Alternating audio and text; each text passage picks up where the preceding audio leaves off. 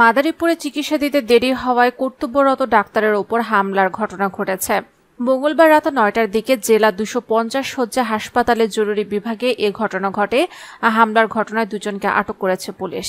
আটক হলেন সদর উপজেলার হাজিরহাওলা গ্রামের আতিকুর রহমান জমাদ্দারের ছেলে হৃদয় জমাদ্দার ও ঝাউদে এলাকার মুজিবুর শেখের ছেলে রিফাত ইসলাম।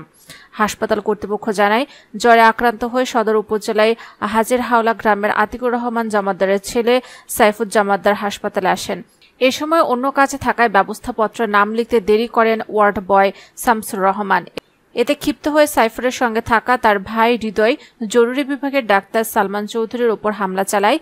তাকে বাঁচাতে ward boy Shamsur Rahman, trolley boy Halan Byapari, Akash Sardar এগিয়ে আসলে তাদেরও পিটিয়ে আহত করে অভিযোগ হৃদয় ও তার লোকজন। পরে খবর পেয়ে হৃদয় ও রিফাতকে আটক করে থানায় নিয়ে যায় পুলিশ।